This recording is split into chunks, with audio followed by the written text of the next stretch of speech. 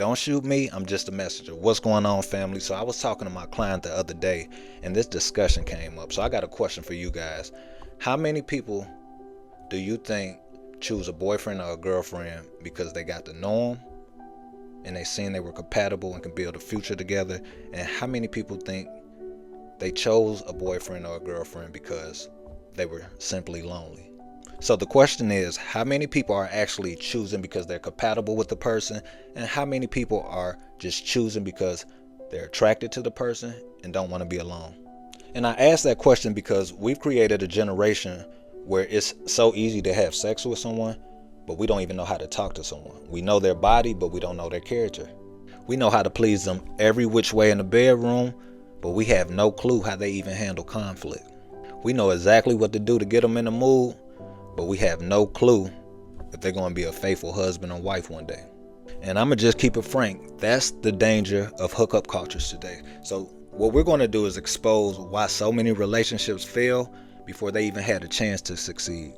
So first and foremost, hookup culture teaches one message, and that's feel first, think later. If it feels good, go ahead and do it. If you're attracted, go for it. Or if there's chemistry, that should be enough. But the truth is, chemistry isn't character. And what a lot of people are doing is confusing butterflies as wisdom, or lust as love, or excitement as compatibility. So the two things we have to decipher is culture and wisdom. Culture is going to tell us, go satisfy your desires immediately. Wisdom is going to say, hey, pump your brakes, slow down, use discernment. All right, now let's talk about why so many people rush into relationships and end up in unhealthy situations. Well, the first answer is because nobody wants to be lonely, and loneliness makes people lower their standards. And not only that, fear makes people ignore red flags, attention feels like love, and validation feel like acceptance. But just because somebody wants your body doesn't mean they want a future with you. Don't ever confuse desire with commitment, because someone can desire you but still not value you. You see, God never intended us to date blindly. He gave us eyes, not just to see beauty, but to be able to observe character. Look, He gave us ears, not just to hear compliments, but to listen to wisdom. Hell, He gave us a mind, not just to imagine the future, but to discern if that future is wise for us.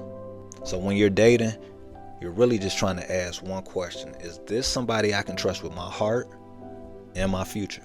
Now, where a lot of confusion comes in is too many people think dating is the relationship, but dating is the interview, it's the discovery of the person.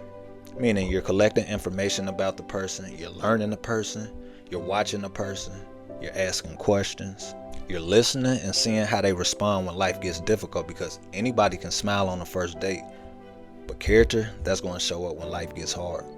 So please don't just ask what they do for work. That's important, but more important is what kind of person are they? Can they apologize? Can they receive correction? Do they gossip? Are they liars? Are they honest? How do they speak about their parents? Are they dependable? How do they handle money? Or how do they treat people who can't help them? You see, character is always going to leave a footprint. Now, where we go wrong is that hookup culture, it skips the interview process. Imagine hiring somebody for your company without looking at the resume, checking for references, or even asking questions. And I'm talking about without even seeing if they're capable for the job. Nobody would call that wisdom. Yet people choose life partners with less investigations than they'll use to buy a used car. But why? Because people allow these things called feelings to take the driver's seat. You see, emotions are signals, but they never should be leaders of your decision making. Look, attraction is a gift. It's not a GPS. Attraction says, I like what I see. But wisdom is going to ask, what don't I see?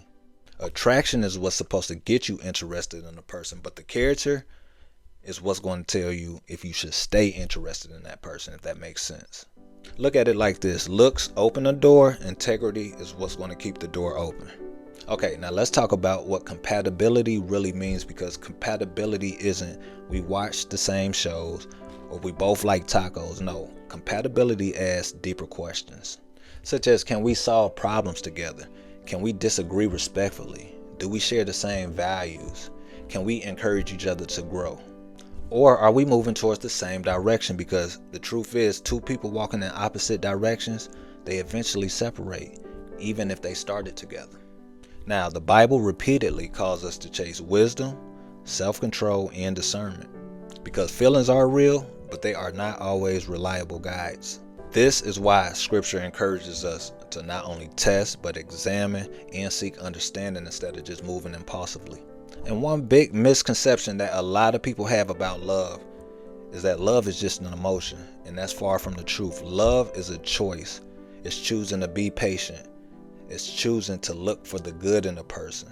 It's choosing to be kind, even when you don't feel like it. Okay, now let's talk about the green flags to look for before you hook up. Now, when you're dating, you should be looking for someone who keeps their word, know they have value, but still show humility. A person that doesn't have a problem with communicating honestly, who accepts responsibility, who respects boundaries.